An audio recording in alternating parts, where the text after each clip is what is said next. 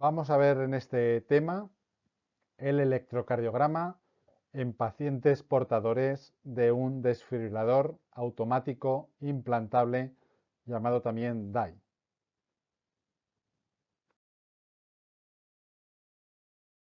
Las características del DAI son dispositivos que permiten analizar la actividad eléctrica propia del corazón y detecta arritmias ventriculares y puede actuar sobre ellas. Es un paso más allá de los dispositivos intracardíacos. Puede aplicar descargas, normalmente con un máximo de hasta 40 julios, y libera esa descarga en unos 10-20 milisegundos. Puede dar pequeñas descargas de pequeña energía, incluso de energía sincronizada, de unos 5 julios, y luego ya dar descargas de alta energía, que son las descargas que están por encima de 20 julios. Tiene también una estimulación antitaquicardia, que es la estimulación ATP, para intentar quitar determinadas arritmias. Tiene opción de marcapasos cardíacos. Si después de una descarga produce un bloqueo, actuaría con un marcapasos con doble electrodo. Tiene también opción de registro y almacenamiento de todos los episodios y puede tener un control remoto. Podemos controlar el dispositivo de forma remota con un dispositivo que tenga el paciente conectado con el marcapasos. Según los electrodos que hayamos colocado, podemos hacer también resincronización cardíaca, que es pasando un electrodo por el seno coronario hasta el ventrículo izquierdo, y ahí podemos hacer una estimulación simultánea de ambos ventrículos con un electrodo en el ápex del ventrículo derecho, otro en la aurícula derecha y otro en ventrículo izquierdo. Una estimulación tricameral.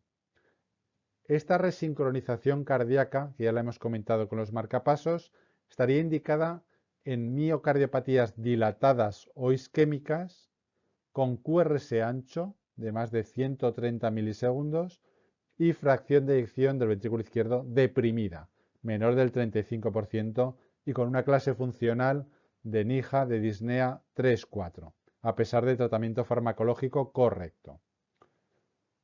Y también estaría indicado en fracción de eyección deprimida con QRS anchos y sintomáticos. Es importante conocer ya con los DAIs, que lo comentaremos, que la colocación de un imán sobre el DAI no hace una estimulación magnética como hacía con el marcapasos, sino que desactiva las descargas. Si queremos desactivar un DAI, colocamos un imán encima del generador del dispositivo.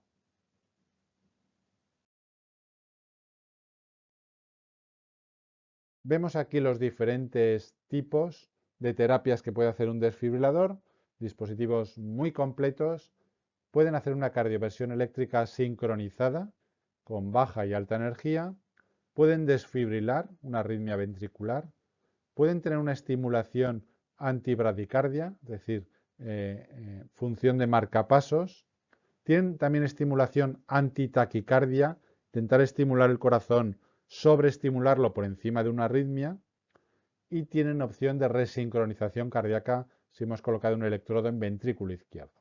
Son dispositivos muy completos que pueden mejorar mucho la clínica de determinados pacientes.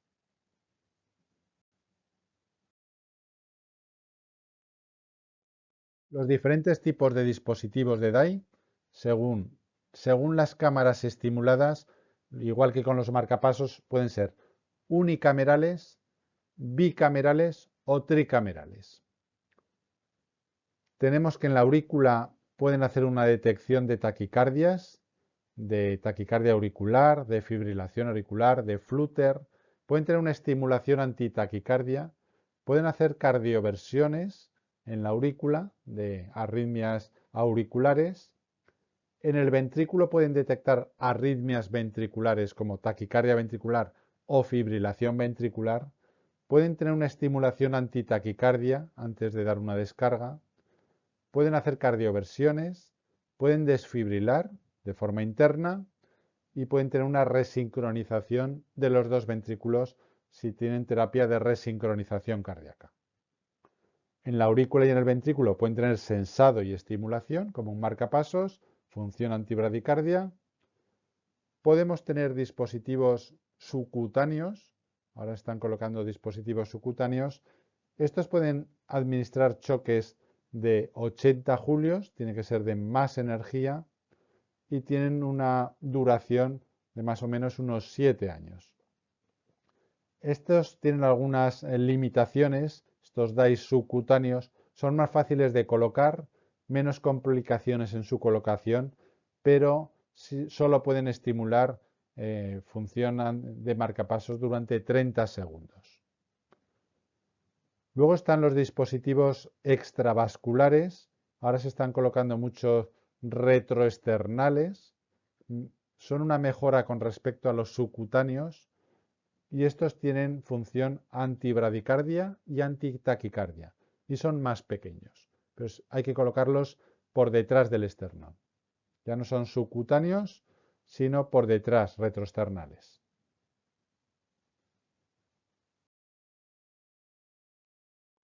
Vemos aquí radiografías de los diferentes tipos. Aquí tenemos un DAI unicameral, solo tiene un electrodo que va al ventrículo derecho, a la punta del ventrículo derecho, una cámara. Aquí tenemos un desfibrilador bicameral. Este tiene un electrodo que va a la aurícula y otro electrodo que va al ventrículo derecho.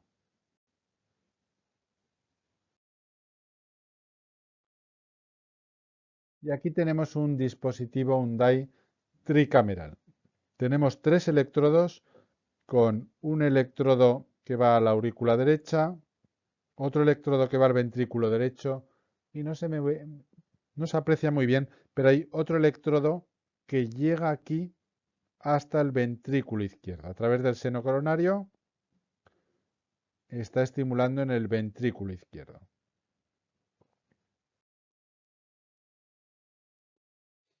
Aquí tenemos un ejemplo de la estimulación de un dispositivo, de un desfibrilador automático implantable, y vemos una espícula pequeña, tiene una configuración bipolar, y vemos un complejo QRS posterior ancho con patrón de bloqueo de rama derecha. Esto sería un DAI con configuración DDD con terapia de resincronización.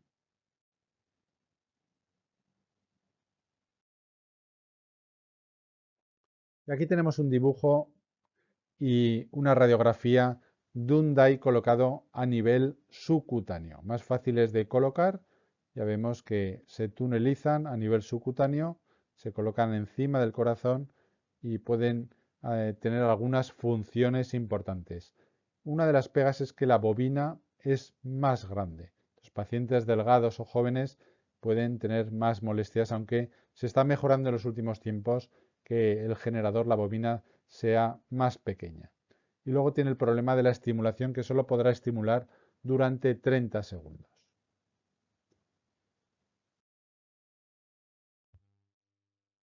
¿Cuáles son las indicaciones de colocación de un DAI? Podemos colocar un DAI después de una arritmia ventricular maligna, es decir, en prevención secundaria, pacientes recuperados de una muerte súbita, no durante un infarto, que no ocurra en el contexto de un infarto agudo de miocardio, o con una taquicardia ventricular mal tolerada y en ausencia de causas reversibles. O sea, son pacientes que han tenido ya una arritmia ventricular importante y preveemos que van a tener más. O podemos colocar el DAI de forma primaria, en prevención primaria, pacientes que sospechamos que puedan tener una arritmia ventricular, aunque todavía no la hayan tenido. Estos son pacientes con una fracción de eyección del ventrículo izquierdo deprimida, menos del 35%, 6 isquémica o no, con una clase funcional 2-3 a pesar de un tratamiento correcto durante 3 meses. O pacientes con fracción de eyección del ventrículo izquierdo deprimida, menos del 35%, después de los 40 días de un infarto agudo de miocardio.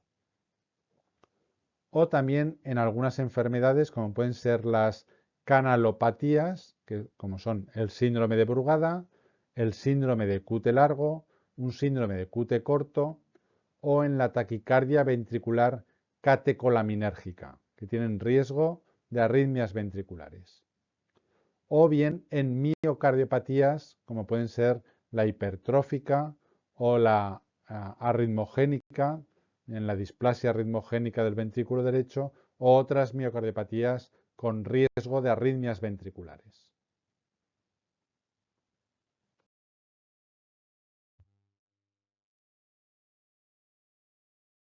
En la evaluación inicial en urgencias en un paciente con complicaciones de un DAI, vamos a tener que llevar al paciente a un área de críticos, de vitales y tenerle monitorizado.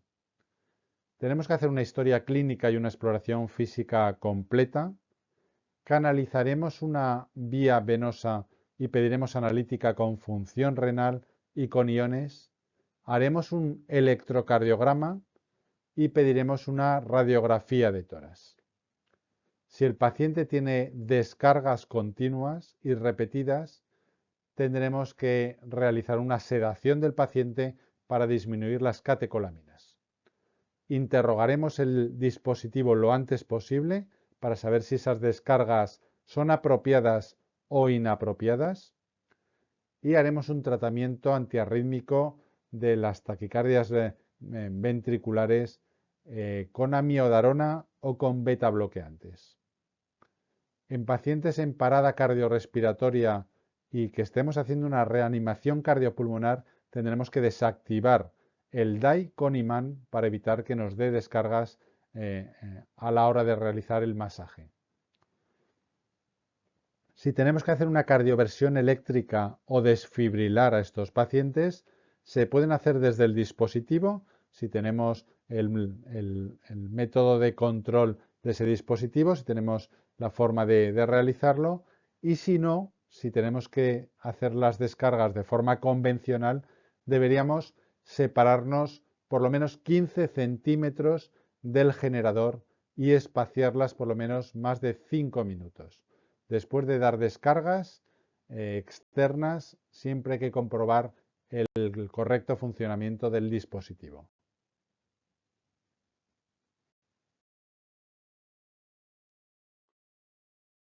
Vamos a ver cuáles son las consultas urgentes en pacientes que llevan desfibriladores automáticos implantables. Podemos tener complicaciones en la implantación del dispositivo, como hemos visto con los marcapasos. A nivel del acceso vascular podemos provocar neumotoras, hemotoras, perforaciones pericárdicas, acceso por aorta a cavidades izquierdas, que el paciente tenga un agujero oval permeable. Por la posición de los electrodos podemos tener una desconexión, una perforación cardíaca, una estimulación frénica o intercostal, provocar una insuficiencia tricuspidia, una pericarditis o una endocarditis. Podemos tener también infecciones, que también las clasificamos en precoces o tardías, si son en menos de 2 meses o más. Podemos provocar endocarditis. Por la colocación de los electrodos a nivel venoso podemos provocar una trombosis venosa axilar, subclavia o de cava superior. Y luego podemos tener también síndromes psicológicos. Hay pacientes que llevan desfibriladores automáticos implantables que tienen la sensación real de que han tenido una descarga. Y revisamos el dispositivo y no tienen realmente registro de tales descargas. Esto es común, de que pacientes que hayan notado la descarga, pero que luego al leer el dispositivo no las hayan tenido.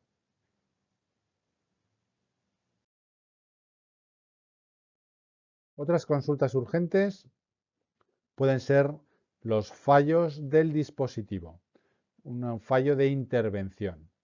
Podemos tener una descarga ocasional, que solo haya dado el dispositivo una descarga y el paciente venga a urgencias porque ha notado una descarga, o podemos tener descargas múltiples. Ahora veremos lo que consideramos como tormenta eléctrica, varias descargas seguidas. Las descargas pueden ser apropiadas, es decir, que el paciente haya tenido una arritmia ventricular y haya estado indicada dar esa descarga, o inapropiadas, que sean otro tipo de taquicardias no ventriculares y el aparato esté dando descargas inapropiadas.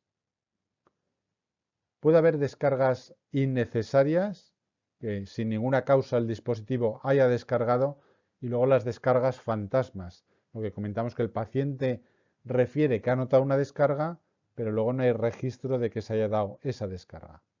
Puede haber ausencia de intervención del DAI, es decir, que tengamos una arritmia ventricular y el DAI no intervenga, o podemos tener arritmias inducidas por el dispositivo. Puede ser que el dispositivo dé una descarga innecesaria y eso provoque una arritmia maligna.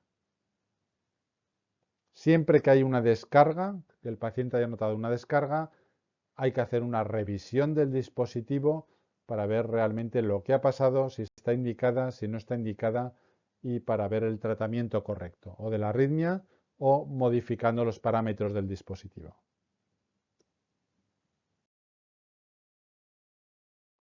Aquí tenemos un algoritmo de las descargas apropiadas del DAI. O sea, un paciente que venga porque ha notado una descarga y veamos que esa descarga esté indicada. Sabemos que los dispositivos, que los DAIs, tienen una estimulación antitaquicardia. Antes de dar una descarga suelen estimular para ver si pueden quitar esa arritmia antes de dar la descarga. Y puede haber descargas con arritmias ventriculares, que suelen ser taquicardias ventriculares o fibrilaciones ventriculares. Deberemos colocar palas adhesivas al paciente. Tendremos que tener un desfibrilador a mano, por si vuelve a tener otra arritmia ventricular.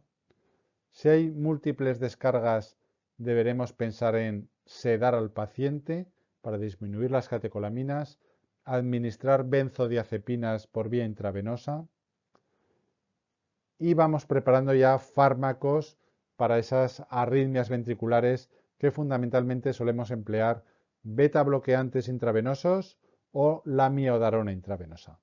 En el caso de que estemos ante un síndrome de Brugada, utilizaremos el isoproterenol. Importante monitorizar al paciente e interrogar el dispositivo. Aquí vemos una tira de ritmo en la que vemos una estimulación del marcapasos con configuración unipolar, espículas grandes, está estimulando en el ventrículo, y de repente vemos una taquicardia ventricular. El DAI tiene que analizar esta taquicardia ventricular, está programado para descargar a una determinada frecuencia de esa taquicardia ventricular y requiere unos segundos para analizar. Aquí no ha habido descarga porque ha sido una taquicardia ventricular autolimitada, y luego vuelve a entrar otra vez la opción de marcapasos a nivel de estimulación ventricular.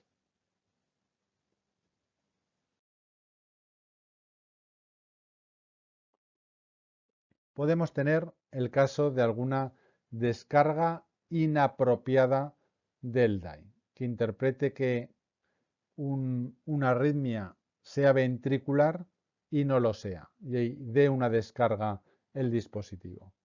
Son aquellas descargas en ausencia de arritmias ventriculares.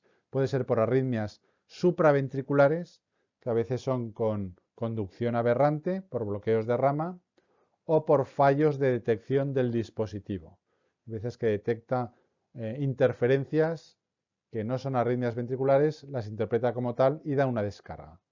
Pueden ser por arritmias auriculares, que es lo más frecuente.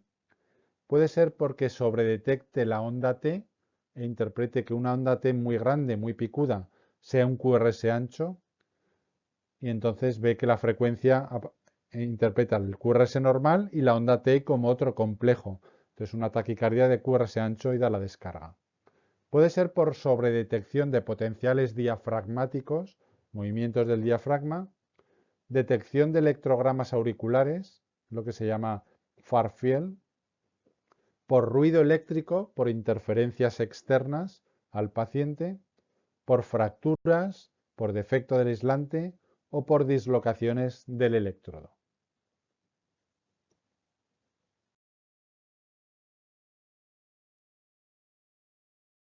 Aquí vemos el algoritmo de descargas inapropiadas del DAI.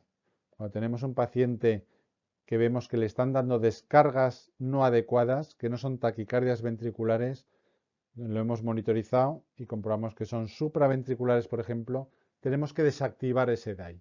Tenemos que evitar esas descargas y entonces colocamos un imán encima del generador, desactivamos las descargas y recomiendan hacer una sedación para disminuir las catecolaminas. El paciente vendrá muy nervioso, habrá hecho una liberación de adrenalina y habrá que sedar al paciente. Hay que hacer un tratamiento específico de la arritmia culpable, si es una fibrilación o un flúter o una taquicardia auricular, podríamos utilizar beta bloqueantes o calcio antagonistas intravenosos. En el caso de que sea una taquicardia ventricular no sostenida, administraremos amiodarona intravenosa.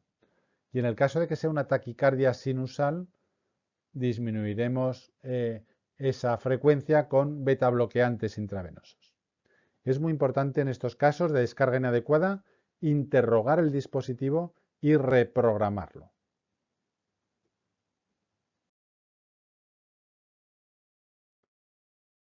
Aquí tenemos el término de descargas múltiples y veremos el de tormenta eléctrica. Pacientes con múltiples descargas del DAI. Hablamos que son descargas múltiples cuando hay 3 o más descargas en 24 o menos horas en un día.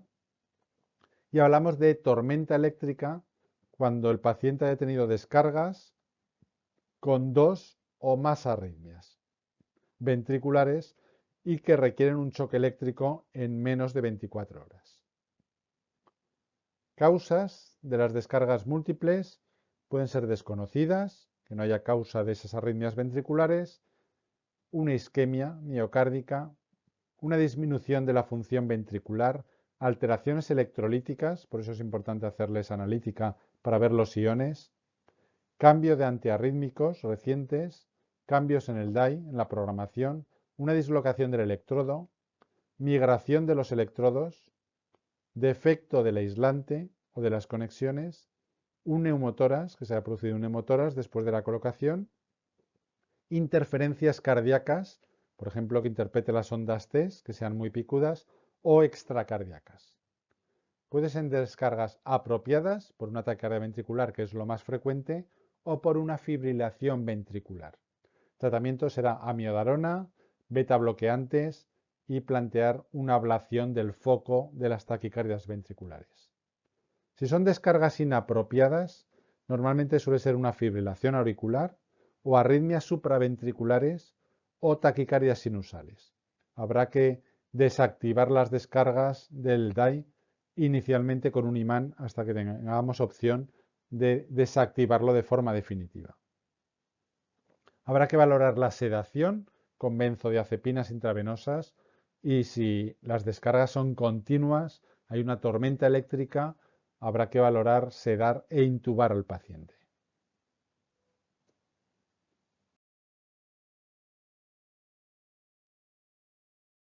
Vemos aquí cuáles son los tipos de fallo de estimulación del DAI. Esos fallos de estimulación pueden ser precoces por una dislocación del electrodo. Cuando está recién colocado el DAI, puede ser que se haya movido el electrodo, o pueden ser tardías. Las tardías es por disfunción del electrodo, porque haya migrado, por fracturas o fallo de conexión, interferencias, fallo del generador, agotamiento de la batería, aumento del umbral postchoque. Pueden ser fallos de programación, una frecuencia de corte inadecuada, un error de diagnóstico de los criterios de detección, una desprogramación no intencionada o agotamiento de las terapias, una taquicardia ventricular lenta por antiarrítmicos, una terapia antitaquicardia o choque. El diagnóstico es interrogar el dispositivo y hacer una radiografía de tórax. Es importante el análisis también analítico para ver los iones, para ver si hay alguna causa para ese fallo de estimulación. El tratamiento es reprogramarlo y recambiar el dispositivo y tratar las causas.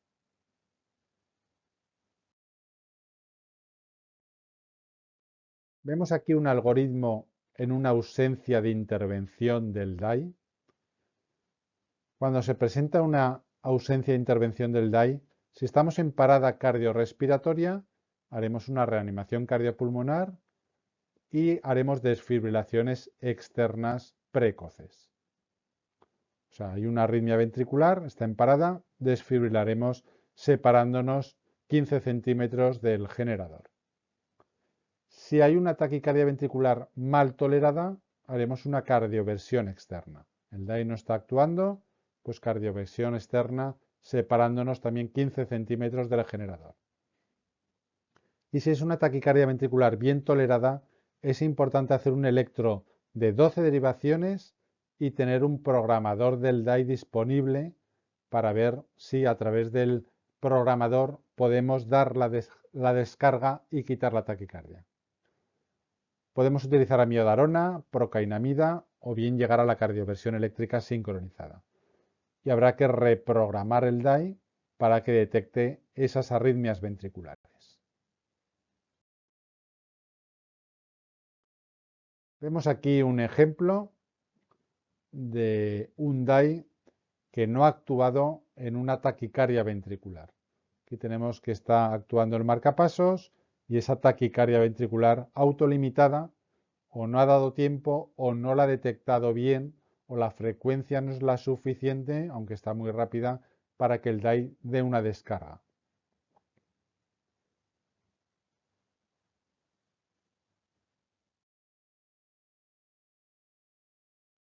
Podemos tener una entidad que es la proarritmia inducida por un DAI. Hay varios tipos de proarritmia inducida por DAI.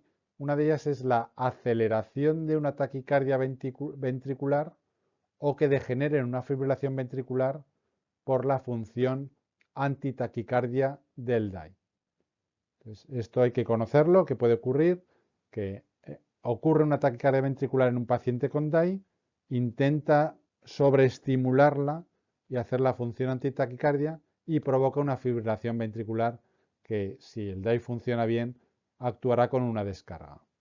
Puede inducir arritmias ventriculares por sobreestimulación del DAI o por el choque de una arritmia supraventricular, por una descarga inadecuada. O podemos tener una estimulación ventricular resultante del uso correcto de la función del marcapasos, que el DAI active su función de marcapasos y al activar la función del marcapasos provoque una arritmia ventricular, una estimulación ventricular y que obliga a que el DAI tenga que dar un choque. Esto, revisando el dispositivo, podremos ver cuál de los siguientes tipos de proarritmia se ha producido.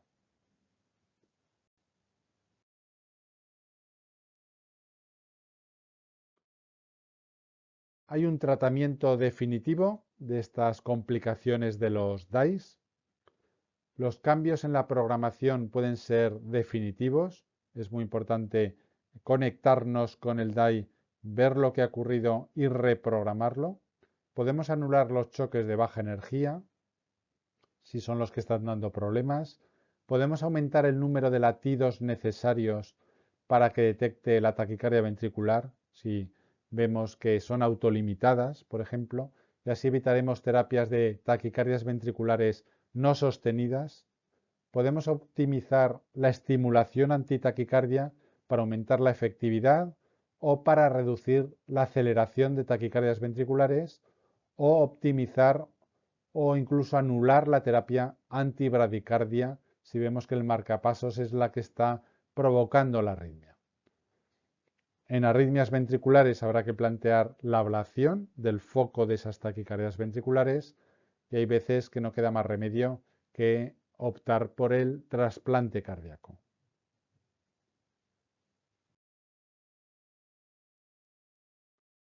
Es importante conocer las alarmas acústicas que puedan tener los DAIs, porque a veces el paciente viene porque ha oído un pitido.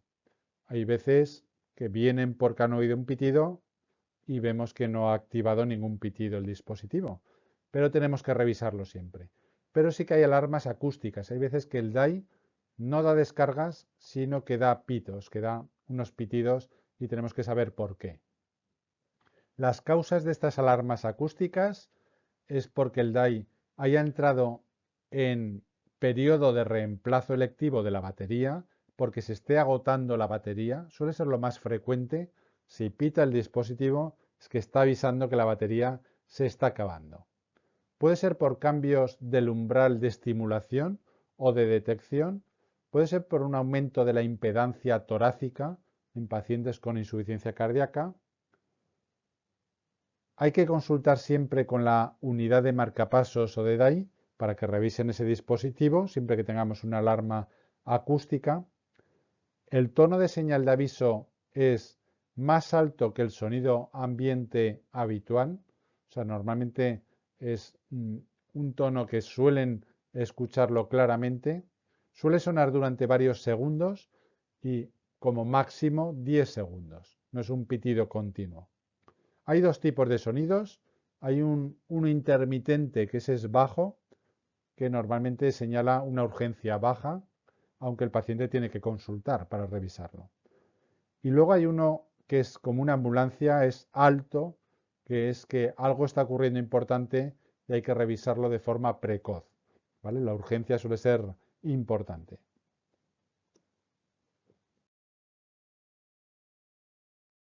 Ya lo hemos comentado, pero la estimulación con imán es diferente en los marcapasos y en los desfibriladores, en los DAIs. Cuando ponemos un imán en un marcapasos, hace que no detecte. Se pone en modo asincrónico y tiene una estimulación fija. Normalmente si están programados en VVI, pasan a V00. Si están en AI, pasan a AA0, a estimular de forma fija la aurícula. Si están de VDD, pasan a estimular de forma fija el ventrículo, V00. Y los DDDs también pasan a D00, a estimular la aurícula y el ventrículo sin detectar.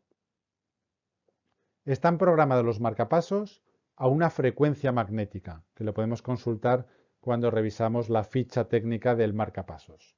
Hay una frecuencia magnética con un número de latidos. Normalmente la frecuencia magnética es superior a la frecuencia de rescate. Es decir, si un paciente se pone lento, el marcapasos puede tener una frecuencia de rescate a 60 latidos por minuto, pero si ponemos el imán actuará con una frecuencia magnética fija a 90 o a 100 latidos por minuto. Hay que tener cuidado si aplicamos el imán con arritmias, porque si el paciente tiene una arritmia y ponemos el imán, podemos estimular en periodo refractario. Y si la batería está completa, si la batería está bien, el, el marcapasos con el imán va a estimular a 90-100 latidos por minuto, que es a lo que está programado. Es decir, es una forma de comprobar si está bien la batería. Colocamos el imán, si se pone a frecuencia magnética programada, es que la batería está bien. Y si está al final de la batería, si se está agotando, veremos que con el imán va a estimular a 40-50 latidos por minuto, una frecuencia inferior a lo que está programado. Y ya lo hemos comentado que con los DAIs, si ponemos un imán, lo que hacemos es desactivar las descargas. Se inhibe la terapia antiarrítmica, no afecta la función de marcapasos, sí que puede funcionar si lo requiere el paciente la opción de marcapasos, pero quitamos las descargas. Y los tonos audibles se desactivan. Sabemos que al poner el DAI desactivamos esos pitidos o esas alarmas acústicas.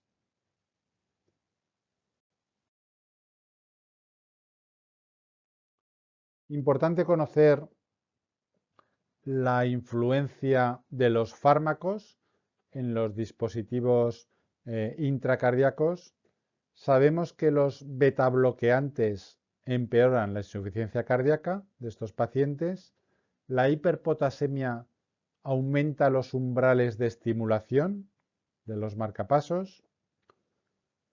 Los fármacos antiarrítmicos del grupo 1C, flecainida, propafenona, aumentan los umbrales de estimulación y normalmente los fármacos antiarrítmicos disminuyen la frecuencia cardíaca de una taquicardia ventricular. Disminuyen el umbral el sotalol y la procainamida y aumentan el umbral la miodarona, aunque ya comentamos que la administración aguda lo disminuye. Y luego los diuréticos tenemos que saber que modifican los iones y esas alteraciones hidroelectrolíticas pueden influir sobre el dispositivo. Los diuréticos pueden provocar hipopotasemias e hipomagnesemias.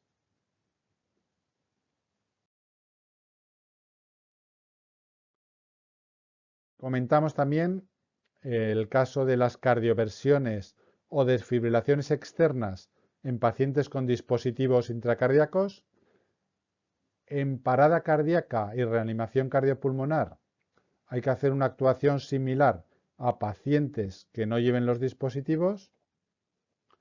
Hay que acordarse que en un DAI, cuando estamos haciendo RCP, es mejor desactivar las descargas colocando un imán, alejar las palas externas o las pegatinas a más de 15 centímetros del generador, emplear la menor energía posible, porque puede afectar al dispositivo, y después de una descarga siempre hay que comprobar el correcto funcionamiento del dispositivo.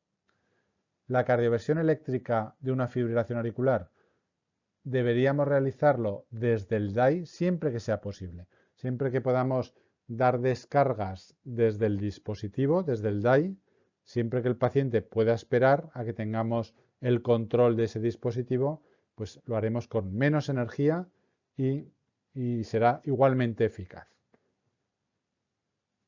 Aquí tenemos la colocación de si colocamos pegatinas para hacer cardioversión o desfibrilación externa, pues una forma de alejarnos del dispositivo es colocar pegatinas antero-posterior, una en la zona frontal y otra en la espalda, y así nos alejaremos 15 centímetros del generador.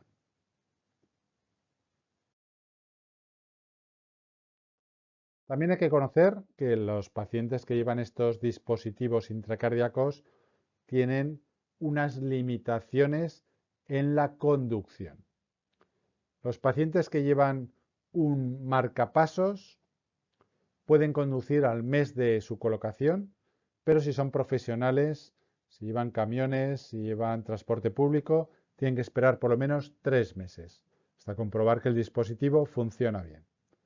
Y los pacientes que llevan un DAI, un desfibrilador automático implantable, si es por prevención primaria, pueden conducir vehículos particulares, pero no comerciales. Y en la prevención secundaria no pueden conducir en 6 meses después de la colocación del DAI. Y no podrán conducir si es un profesional y se dedica al transporte público. Si presenta una arritmia ventricular con descarga, luego tiene que estar 6 meses sin poder conducir.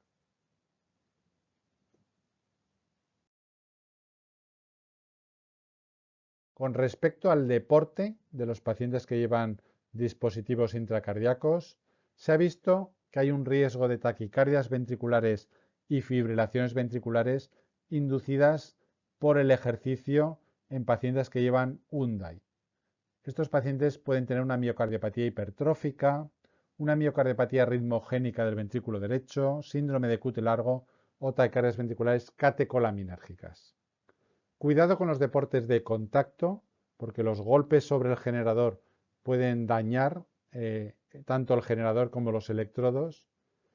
En la natación se ha visto que los pacientes que llevan dispositivos hay un aumento del riesgo de ahogamiento con el DAI e interferencias con el marcapasos. Hay mucha movilización de los brazos y se les desaconseja a estos pacientes que realicen natación.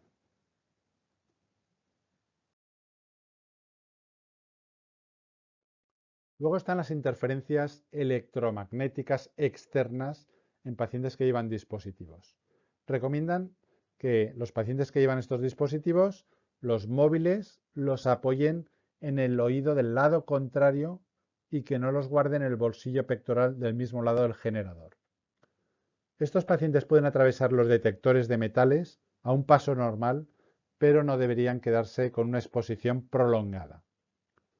Pueden tener interferencias en la soldadura por un arco eléctrico, en herramientas eléctricas, con imanes potentes, en la resonancia, sobre todo pacientes, ya sabemos que los DAIs tienen una nominación de si se pueden utilizar la resonancia con ellos y es la denominación MRI conditional y recomiendan que no se haga resonancia después de la colocación en las primeras 6 semanas. Pero ya a partir de las 6 semanas, si tiene el dispositivo una nomenclatura de MRI conditional, se les podría hacer una resonancia.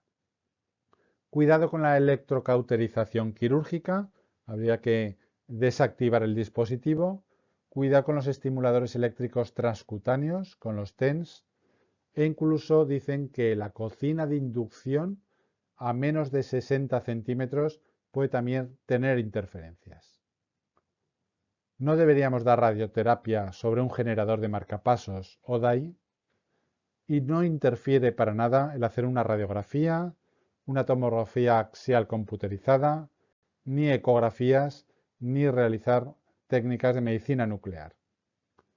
En cirugías con el uso del bisturí eléctrico sí que habría que desactivar el dispositivo.